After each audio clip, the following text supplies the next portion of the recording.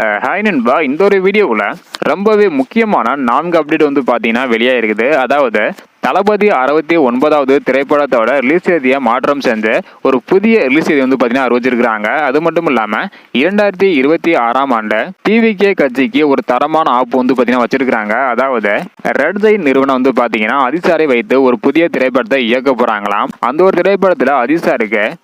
திரைப்படத்தில் அதிசாரோட சம்பளம் பல மடங்கு வந்து பார்த்தீங்கன்னா உயர்ந்து இருக்குது.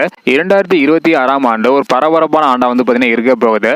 ஸோ இதை பற்றி நம்ம ஃபுல் டீட்டெயிலாக வந்து பார்த்துடலாம். அதுக்கு முன்னாடி 2026ல் உங்களுடைய ஆதரவு யாருக்கு அப்படின்றத மறக்காம கமெண்ட் பண்ணுங்க. அப்படியே இன்னும் நம்ம சேனலை சப்ஸ்கிரைப் பண்ணாம மறக்காம பண்ணிக்கோங்க.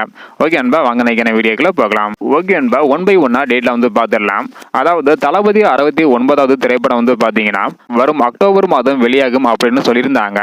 ஆனால் தற்பொழுது 2026ஆம் ஆண்டு பொங்கலுக்கு இந்த ஒரு திரைப்படத்தை வெளியிட படக்குழு திட்டமிட்டு இருப்பதாக ஒரு தகவல் வந்து பார்த்தீங்கன்னா வெளியாக இருக்குது.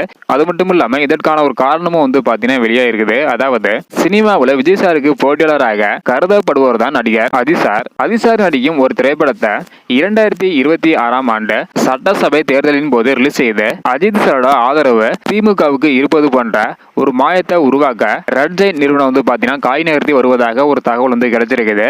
அதற்காக தற்பொழுது துபாய் கார் ரேஸ் முடிந்த பிறகு ரெட் ஜெயின் மூவிஸ் தயாரிப்பில் விஷ்ணுவர்தன் இயக்கத்தில் ஒரு புதிய படத்தை இயக்க போறாங்களாம். இந்த படத்துக்காக அதிசாருக்கு சம்பளமாக 200 கோடி ரூபாய் தர உதயநிதி அவர்கள் முன் வந்திருப்பதாகவும் சொல்லப்படுகிறது. ஆனால் அதிசார் இப்போது வாங்கும் சம்பளம் வந்து பார்த்தீங்கன்னா 163 கோடி ரூபாய் என சொல்லப்படுகிறது. ஆனால் ரெட் ஜெயின் இயக்க போகும் அடுத்த திரைப்படத்திற்கு 37 கோடி ரூபாய் அதிகமாக கொடுக்க போறாங்களாம். விஜய் சாருக்கு 69வது திரைப்படத்தில் 225 கோடி ரூபாய் சம்பளம் பெற்றுள்ளதாக சொல்லப்படுகிறது.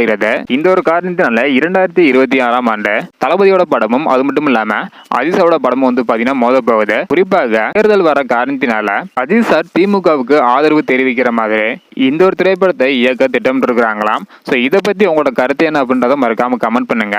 இந்த வீடியோ பாத்தீங்கன்னா மறக்காம எல்லாருக்குமே ஷேர் பண்ணுங்க. ஓகே அன்பா, தேங்க்யூ.